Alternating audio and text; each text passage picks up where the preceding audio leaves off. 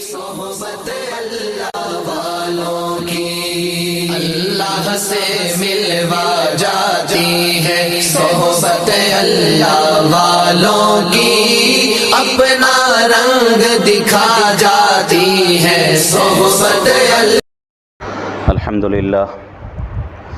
अल्हम्दुलिल्लाह नहमदुहु व नस्तईनुहु व नस्तगफिरुहु व नुमिनु बिही व नतवक्कलु अलैहि व नऊज़ु बिल्लाहि मिन शुरूरि अनफुसिना व मिन सय्यिआति अअमालिना मन यहदिहिल्लाहु फला मुदिल्ल लहु व मन युद्लिलहु फला हादिय लहु व नशहदु अन ला इलाहा इल्लल्लाहु वहदहु ला शरीका लहु व नशहदु अन्न सय्यदना व सनदना व हबीबना व नबियना व मौलाना मुहम्मदन अब्दुहु व रसूलुहु व सल्लल्लाहु अलैहि व अला आलिहि व अस्हाबिहि व बारक व सल्लम तस्लीमन कसीरन कसीरा।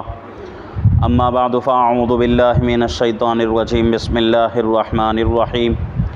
इज़ क़ालल्लाहु या ईसा इन्नी मुतवफ़्फ़ीका व राफ़िउका इलय्या व मुताहिरुका मिनल्लज़ीना कफ़रू व जाइलुल्लज़ीना इत्तबऊका फ़ौक़ल्लज़ीना कफ़रू इला यौमिल क़ियामह सुम्मा इलय्या मर्जिउकुम फ़अहकुमु बैनकुम फ़ीमा कुन्तुम फ़ीहि तख़्तलिफ़ून। सदक़ल्लाहुल अज़ीम व सदक़ रसूलुहुन नबियुल करीम व नहनु अला ज़ालिका लमिनश शाहिदीन वश्शाकिरीन वल्हम्दुलिल्लाहि रब्बिल आलमीन। अल्हम्दुलिल्लाह, हमारी तफ़सीर का सिलसिला चल रहा है। सूरह आल इमरान की तफ़सीर जारी है और सूरह आल इमरान में 50 पर 4 आयतों की तफ़सीर मुकम्मल हुई है। आज की जो आयत है वो 50 पर 5 नंबर की आयत है। आज के मजलिस के लिए सिर्फ मैंने एक आयत का इंतखाब किया है। वजह इसकी ये है, और ये भी बता दूं कि आज की मजलिस के लिए सिर्फ एक आयत का इंतखाब मैंने किया। पूरी आयत की मुकम्मल तरीक़े से तफ़सीर आज की मजलिस में हो भी नहीं सकती। कुछ बातें रह जाएंगी, इंशाअल्लाह आइंदा मजलिस में उसको आप हज़रात के सामने पेश करूँगा। आज जो तफ़सीर हमारे सामने आ रही है वो हज़रत ईसा अलैहिस्सलाम के ताल्लुक़ से और इसी तरीक़े से हमारे अक़ीदे से इसका ताल्लुक़ है कि हज़रत ईसा अलैहिस्सलाम अल्लाह के नबी थे और पीछे बहुत सारे वाक़यात, उनके बहुत सारे जो है मोजज़ात का ज़िक्र हुआ, बहुत सारी बातों का तज़किरा हुआ, बहुत लंबा वाक़या चलता हुआ आ रहा है। तो आगे भी जो है हज़रत ईसा अलैहिस्सलाम के बारे में ही तफ़सीर होती रहेगी। लेकिन आज जो आयत शरीफ़ा हमारे सामने जिसकी तफ़सीर होने वाली है उसके अंदर अल्लाह रब्बुल इज़्ज़त हज़रत ईसा अलैहिस्सलाम को तसल्ली दिला रहे हैं, मुतमईन कर रहे हैं। गुज़िश्ता मजलिस में जो आयतें हमारे सामने गुज़री थीं, जिन आयतों की तफ़सीर हुई थी, उसमें हज़रत ईसा अलैहिस्सलाम के ताल्लुक़ से अल्लाह ने फ़रमाया कि कुछ लोग वो हैं जो हज़रत ईसा अलैहिस्सलाम के ताल्लुक़ से मकर करने की कोशिश करते हैं और खुफिया यानी छुपा कर कुछ प्लान करते हैं और कुछ तदबीरें करते हैं। तो उसके बारे में अल्लाह ने फ़रमाया कि भाई अल्लाह से बड़ा कोई तदबीर करने वाला नहीं है। अल्लाह सबसे बेहतरीन और सबसे अच्छी तदबीर करने वाले हैं। अगर अल्लाह रब्बुल इज़्ज़त किसी काम की तदबीर करने की ठान लें तो वैसी तदबीर दुनिया का कोई इंसान नहीं कर सकता। अल्लाह रब्बुल इज़्ज़त जो है बहुत ही हिकमत के साथ, बहुत ही जो है एक प्लान के साथ अल्लाह रब्बुल इज़्ज़त जो है दुनिया के निज़ाम को चला रहे हैं। वैसी तदबीर, वैसा प्लान दुनिया का कोई इंसान नहीं कर सकता। तो हज़रत ईसा अलैहिस्सलाम जब अपनी कौम को अल्लाह की तरफ बुलाने लगे, इससे पहले भी बात आई थी कि हज़रत ईसा अलैहिस्सलाम जब कौम के लिए दावत देना शुरू किए तो उनकी कौम में कुछ लोग यहूदी भी थे। तो वो लोग जो है हज़रत ईसा अलैहिस्सलाम से दुश्मनी करने लगे। ईसा अलैहिस्सलाम की कौम को यहूदी नहीं कहा जाता बल्कि ईसाई कहते हैं, नसारा हम लोग कहते हैं। दो नाम हैं उनकी कौम का, एक ईसाई और एक नसारा। दोनों नाम हज़रत ईसा अलैहिस्सलाम की कौम और हज़रत ईसा अलैहिस्सलाम की उम्मत के हैं।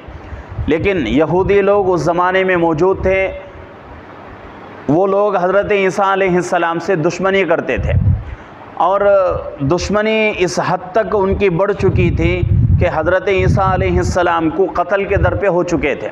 हज़रत ईसा अलैहिस्सलाम को नऊज़ बिल्लाह कत्ल करने के प्लान वो लोग कर रहे थे और साजिशें कर रहे थे। जैसा कि अल्लाह के नबी पाक सल्लल्लाहु अलैहि वसल्लम के सीरत में हमें बहुत सारे वाक़यात मिलते हैं कि अल्लाह के नबी सल्लल्लाहु अलैहि वसल्लम को नऊज़ बिल्लाह कत्ल करने के इरादे से कुछ लोगों ने जहर दे दिया और कुछ लोगों ने यहाँ तक जो है साजिश रची कि आप जो है एक मौके पर एक दीवार के नीचे बैठे हुए थे, तो यहूदी लोग थे, तो यहूदियों ने क्या किया कि आपके सर पर जो है बहुत बड़ा पत्थर जो है डालने का इरादा किया और पूरी तैयारी उन लोगों ने कर लिया। तो उसके बाद अल्लाह की तरफ से आपको इत्तला दी गई तो अल्लाह के नबी सल्लल्लाहु अलैहि वसल्लम वहाँ से चले गए। तो ये यहूदी जो कौम है ये नबियों की बहुत बड़ी दुश्मन है, मुसलमानों की बहुत बड़ी दुश्मन है। आज भी ये कौम मौजूद है दुनिया के अंदर। तो आज भी जितने भी फितने आ रहे हैं इस्लाम को ख़त्म करने के, ये तमाम फितने यहूदियों के रचे हुए फितने हैं, यहूदियों के जो है ईजाद किए हुए फितने हैं। किसी भी चीज़ को आप ले लें, चाहे आप टीवी को लें, चाहे आप जो है पुराने ज़माने का जो रेडियो है उसको ले लें, टेप रिकॉर्ड ले लें, या फिर जो है और कोई चीज़ आप ले लें, चाहे इस ज़माने में जो मोबाइल चल रहा है इसको ले लें, या फिर जो है नेट को ले लें। हर चीज़ जो है यहूदियों की ईजाद की हुई है। उनका मकसद एक ही है कि भाई किसी भी तरह मुसलमान जो है, और ये तमाम मेहनतें दूसरी कौम के लिए नहीं कर रहे हैं, वो लोग सिर्फ मुसलमान को टारगेट बनाकर कर रहे हैं कि हर हाल में मुसलमान जो है अपने ईमान से हट जाए, अपने इस्लाम को छोड़ दे, अपने मज़हब को छोड़ दे। यही एक मकसद है, दूसरा और कोई मकसद नहीं। और यहूदियों के बारे में यहाँ तक आता है, किताबों में लिखा हुआ है कि यहूदी, कुछ लोग ऐसे हैं यहूदियों में, वो बहुत ही कट्टर दुश्मन हैं मुसलमानों के और इस्लाम के। और वो लोग जितना कमाते हैं, तकरीबन मिसाल के एतबार से अगर कोई आदमी एक दिन में 1000 रुपये कमाता है तो उसके बारे में बताया जाता है कि वो 1000 रुपये में 900 रुपये इस्लाम को और मुसलमानों को ख़त्म करने में जो पैसा लगता है उसमें जो है 900 रुपये लगाता है, 100 रुपये अपने लिए लेता है।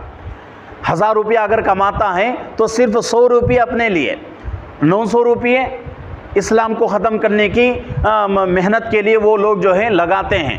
तो 90% पैसा वो लोग जो है इस्लाम और मुसलमानों को ख़त्म करने के पीछे लगाते हैं। और मुसलमानों की हालत एक तरफ देख लें कि मुसलमानों के ऊपर अल्लाह ने ज़कात को फ़र्ज़ किया, क़ुरबानी को वाजिब करार दे दिया, लेकिन मुसलमान जो है अपने मालों की ज़कात नहीं देता और क़ुरबानी वाजिब होने के बावजूद क़ुरबानी नहीं देता। लेकिन यहूदी लोग क्या कर रहे हैं, उनके ऊपर ज़रूरी नहीं, लेकिन फिर भी वो लोग जो हैं अपना जितना भी वो लोग कमाते हैं उसमें से 90% पैसा जो है इस्लाम को और मुसलमानों को ख़त्म करने के पीछे लगाते हैं। तो इन हालात में हमारे लिए ज़रूरी है कि यहूदियों की चाल में हम जो है ना फंसें, इसकी जो है भरपूर हमको कोशिश करनी है। और इसके अलावा और भी बहुत सारी चीज़ें हैं, अगर कहते जाएंगे तो ज़िंदगी जो है हमारी मुश्किल हो जाएगी, ज़िंदगी हमारी मुश्किल हो जाएगी। हम जो है जिस मुल्क में रहते हैं, हिंदुस्तान है हमारा मुल्क, इंडिया है, तो हिंदुस्तान का जो लिबास है वो और लिबास है, हिंदुस्तान का जो लिबास है वो दूसरा लिबास है। लेकिन आज हम तकरीबन जो है 90% लोग कौन सा लिबास पहनते हैं, वही लिबास पहनते हैं जिस लिबास को यहूदियों ने ईजाद किया। आप जो है बुरा ना माने मेरी बात का कि मैं हकीकत बता रहा हूँ। आजकल जो है पैंट शर्ट जो है बहुत ज़्यादा लोग पहन रहे हैं, ये हमारे मुल्क का जो है लिबास नहीं। हमारे मुल्क का लिबास दूसरा है, लेकिन लोग जो हैं उसके ऊपर ही जो ज़िंदगी गुजार रहे हैं उसी को जो है अच्छा समझते हैं और उसी लिबास को पहनने में शौक़ दिखाते हैं और वो कपड़े भी लोगों को जो है अच्छे लगते हैं। हालांकि ये कपड़े और ये जो लिबास हमारा चल रहा है आजकल, तो ये यहूदियों का ईजाद किया हुआ है और यहूदियों का बनाया हुआ है। उनका मकसद क्या है कि किसी भी तरह मुसलमान जो है जुब्बे को छोड़ दे, सुन्नत लिबास छोड़कर हमारा लिबास पहन ले। तो ये जो है पूरी मेहनत जितनी भी आज हो रही है, पूरी मेहनत जो है इस्लाम को और मुसलमानों को ख़त्म करने की कोशिश है। अभी जो है हमने 2 साल का तकरीबन ज़माना लॉकडाउन का हमने देखा अपनी आंखों से। क्या लॉकडाउन का ज़माना हमें मालूम नहीं? लॉकडाउन में कैसे कैसे हालात हमारे ऊपर आए, बीमारी के अल्लाह को मालूम कि वो बीमारी हकीकत में बीमारी थी या नहीं थी। बहुत सारे लोग ये कहते हैं कि हकीकत में वो बीमारी नहीं थी, बल्कि बीमारी को बनाया गया, बनाकर पूरी दुनिया में जो है एक साजिश रची गई। एक साजिश जो है एक प्लान के तौर पर जो है पूरी दुनिया को जो है बेवकूफ़ बनाया गया और लोग जो है उसके ताल्लुक़ से जो है बहुत डर कर ज़िंदगी गुजारते रहे, बहुत ज़्यादा डर कर ज़िंदगी गुजारते रहे। किसी को जो है थोड़ी सी खांसी भी आ जाए तो लोग जो है उससे भागते थे, लोग उससे भागते थे। हकीकत है या नहीं?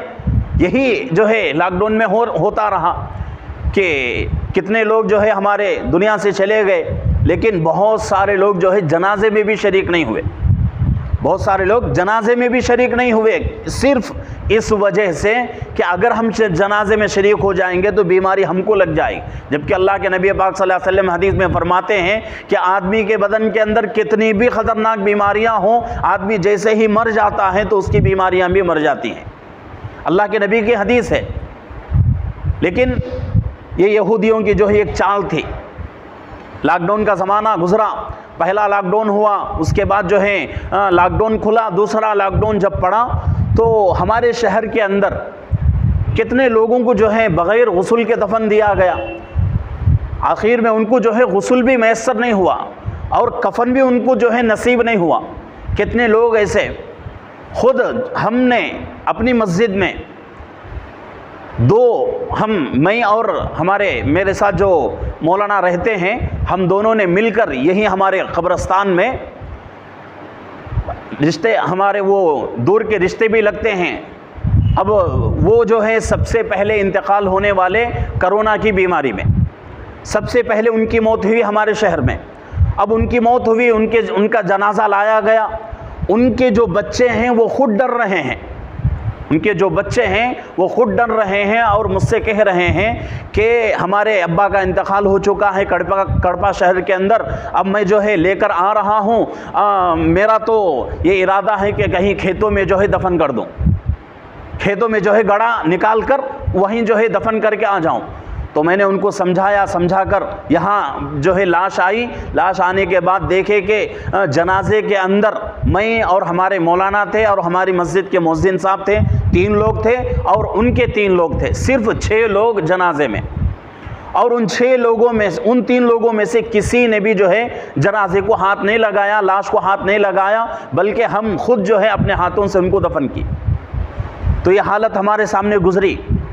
और उसके बाद दूसरा लॉकडाउन जब हुआ तो कितने लोग जिनको हमने जो है अपने हाथों से कफन दिया, जिनको हमने अपने हाथों से जो है गुस्ल दिया।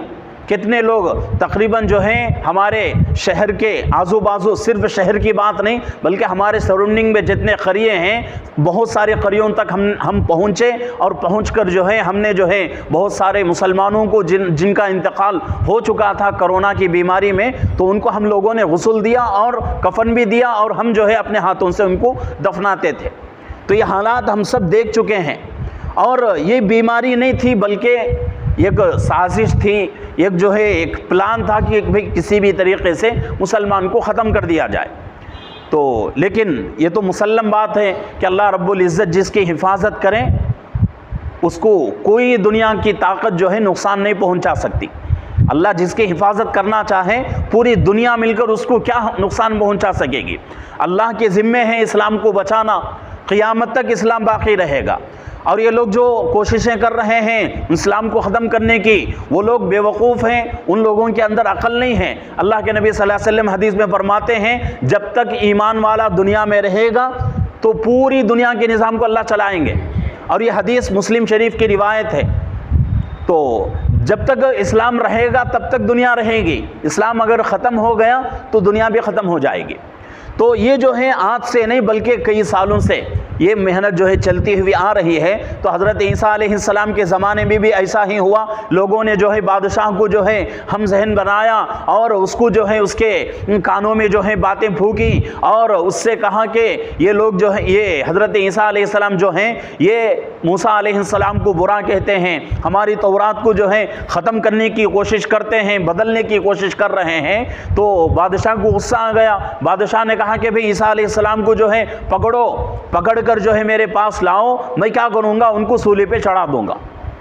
तो ये प्लान हो रहा है। तो अल्लाह ताला यहाँ फरमा रहे हैं, इज़ क़ालल्लाहु या ईसा इन्नी मुतवफ़्फ़ीका व राफ़िउका इलय्या व मुताहिरुका मिनल्लज़ीना कफ़रू व जाइलुल्लज़ीना इत्तबऊका फ़ौक़ल्लज़ीना कफ़रू इला यौमिल क़ियामा।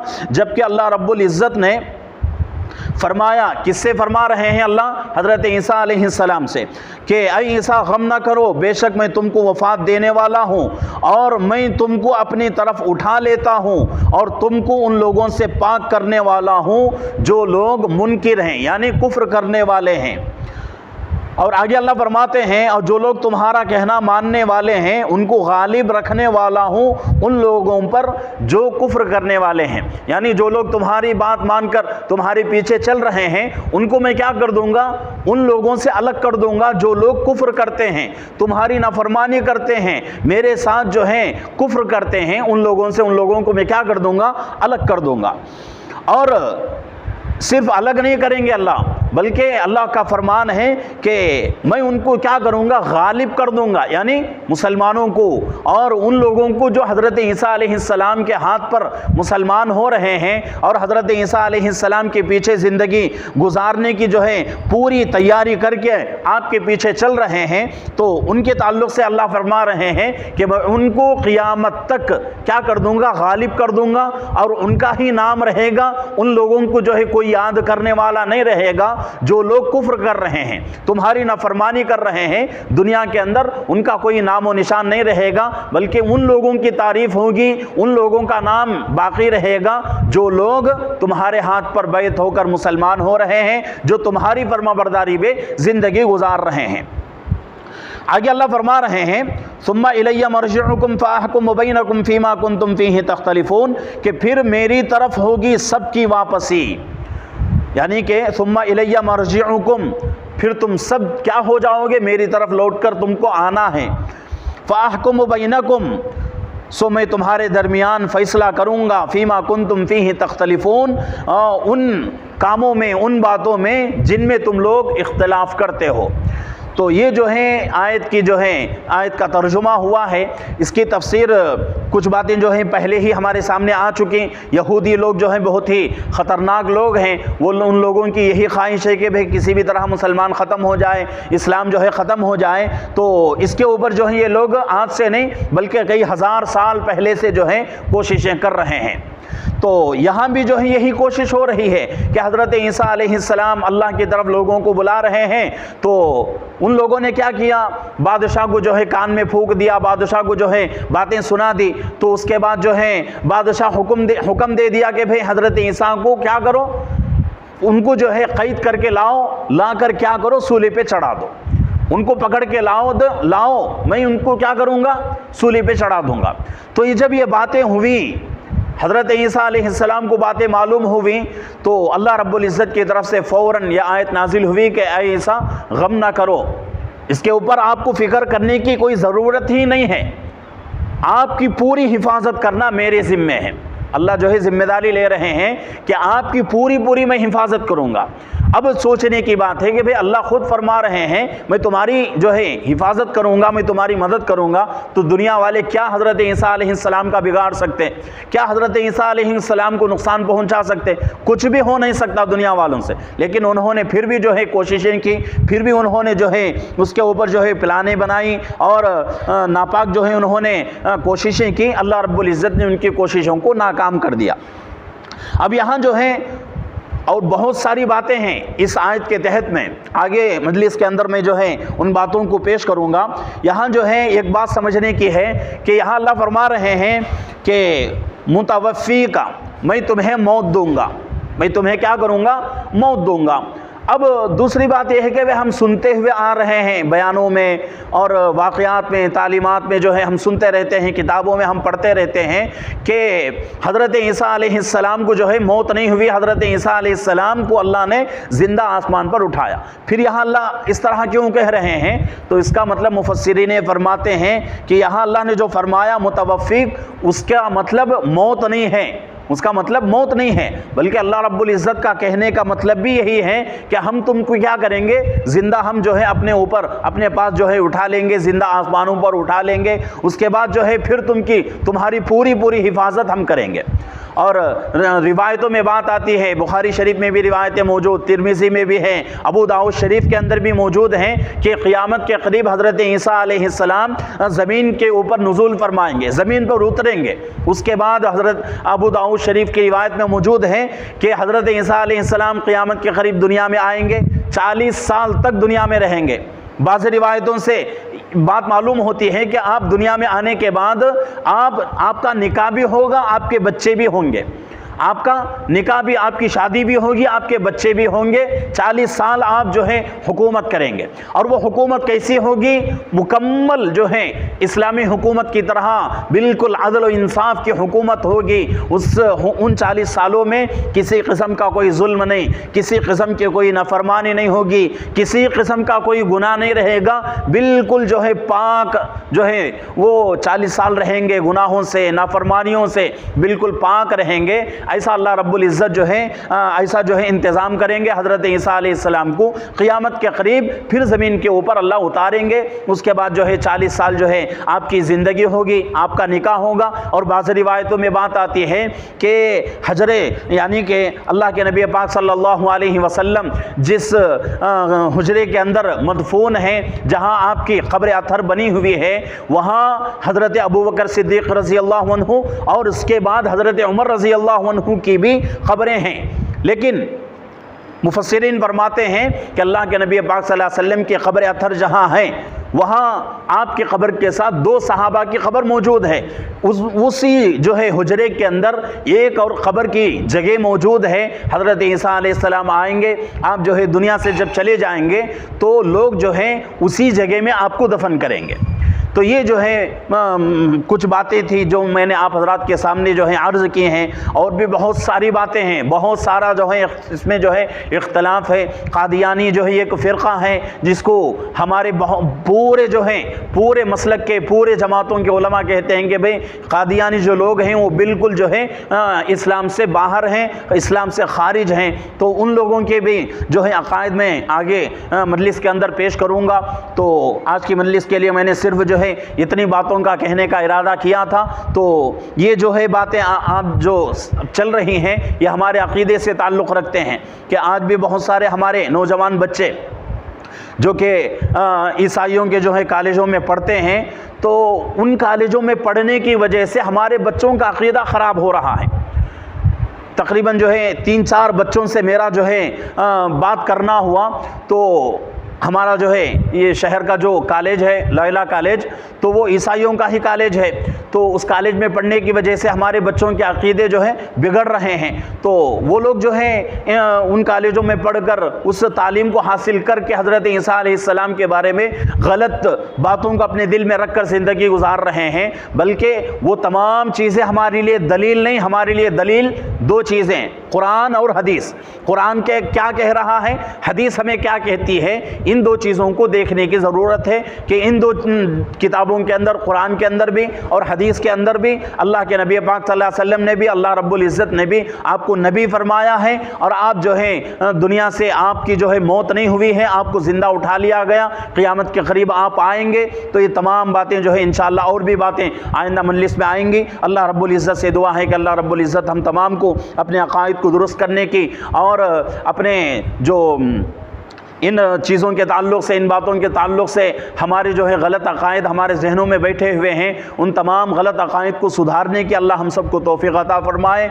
और जो भी यही नहीं बल्कि इसके अलावा जितनी भी चीज़ें हैं, कोई भी चीज़ आपको जो है सुनने में मिले, कोई भी चीज़ जो है किसी किताब में आपको पढ़ने का मौका मिले तो फ़ौरन आप जो है उसके ऊपर यकीन ना करें, बल्कि फ़ौरन जो है उसके ताल्लुक़ से किसी आलिम से जो है रुजू करें, किसी आलिम से जो है बात करें और उस बात को जो है उस आलिम के सामने पेश करें और उनसे कहें कि भाई ये बात मैंने सुना है, ये बात मैंने फ़लानी किताब में पढ़ी है, तो क्या ये हक़ है, ये सच है।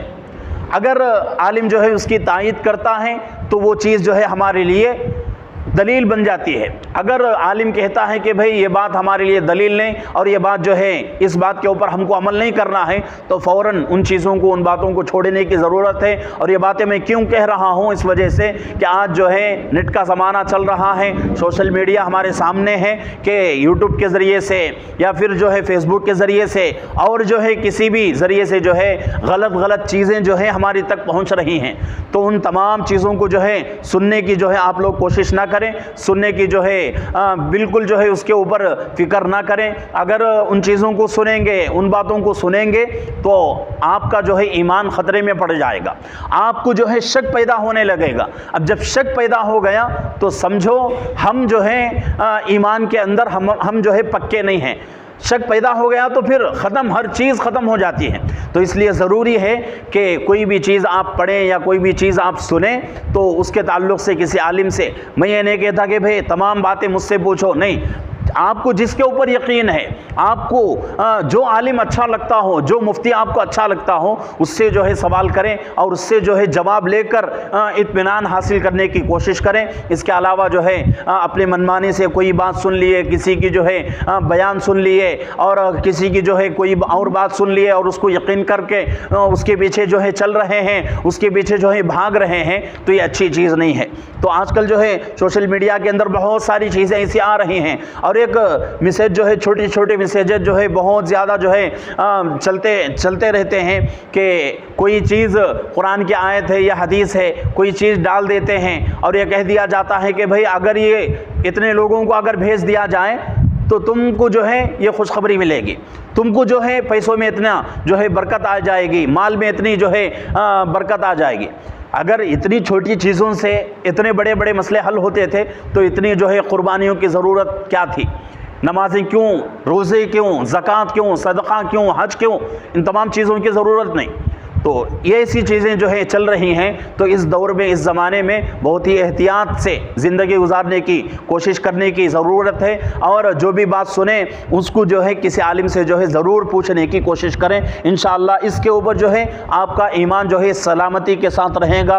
और हमारे उलमा फरमाते हैं, अकाबिरीन फरमाते हैं और कुरान हदीस की रोशनी में कहते हैं कि भाई फितनों के ज़माने में उलमा से दूरी, फितनों के ज़माने में अगर उम्मत उलमा से दूर हो गई तो उसके ईमान का ख़तरा हो जाएगा। जैसा कि बीमारी अगर आ जाए, बीमारियों के ज़माने में आदमी अगर डॉक्टर के पास जाने से परहेज़ करता है, डॉक्टर के पास नहीं जाता, तो वो बीमारी उसकी ख़त्म नहीं होती बल्कि बढ़ती रहती है, उसके जिस्म को ख़त्म कर देती है। तो इसी तरीके से फ़ितनों के ज़माने में अगर उलमा से दूरी इख्तियार करेंगे तो फिर जो है ये फ़ितने हमको जो है ख़त्म कर देंगे। और वैसा भी जो है फ़ितनों का ज़माना शुरू हो चुका है, हर दिन जो है नई नई चीज़ें आ रही हैं, नए नए फ़ितने जो है जन्म ले रहे हैं। तो इन हालात में बहुत ही एहतियात के साथ ज़िंदगी गुजारने की ज़रूरत है। हर बात को जो है किसी आलिम से रब्ता करें, किसी आलिम से जो है आप जो है राब्ते में रहें और हर बात जो है उससे पूछें, उससे जो है मशवरा लें और वो बात, वो आलिम जो कहें उसके ऊपर जो है अमल करने की कोशिश करें।